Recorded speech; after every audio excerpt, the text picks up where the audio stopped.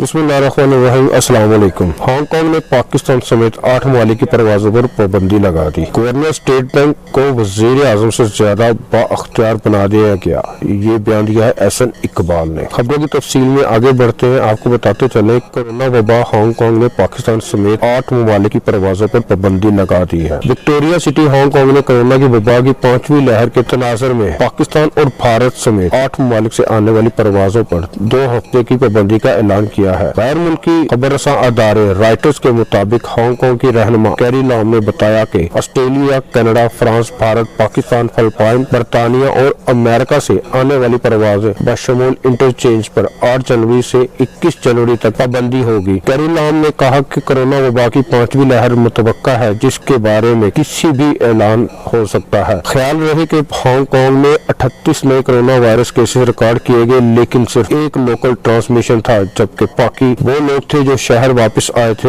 اور قرنطینہ کے دوران مثبت ٹیسٹ آئے۔ اس حوالے سے کیری لام نے کہا کہ ہمیں خدشہ ہے کہ مقامی سطح پر غیر محسوس طریقے سے ٹرانسمیشن تبدیل ہو سکتی ہے۔ رہنما نے کہا کہ حکومت بچوں کے فائدے کے لیے فی الحال کلاسز معطل نہیں کرے گی۔ دوسری خبر، گورنرسٹیٹ بینک کو وزیراعظم سے زیادہ بااختیار بنا دیا گیا۔ نون لیگ کے ایم این اے اقبال نے یہ پریس کانفرنس کرتے ہوئے کہا۔ مسلم لیگ نون کے سیکرٹری جنرل اقبال نے کہا کہ اسٹیٹ بینک کے قانون میں گورنرسٹیٹ بینک کو پاکستان کے وزیر اعظم سے بھی زیادہ طاقتور اور بااختیار بنا دیا ہے۔ گورنر براہ راست بین الاقوامی مالیاتی اداروں کی بات سنے گا اور اس قانون کے ذریعے حکومت پاکستان کو بینکوں کا یرغمال بنا دیا گیا ہے۔ کراچی میں MQM پاکستان کے رہنما کے ہمراہ پریس کانفرنس کرتے ہوئے اقبال نے کہا کہ فسکل مانیٹری بورڈ کے اسٹیٹ بینک کے قانون میں ختم کیا گیا ہے۔ اس کے نتیجے میں پاکستان میں معاشی سطح پر انتشار پیدا ہوگا، جبکہ فسکل اور مانیٹری پالیسی کو کوآرڈینیٹ کرنے کا میکانزم ختم کر دیا گیا ہے۔ ان کا کہنا تھا کہ اس طرح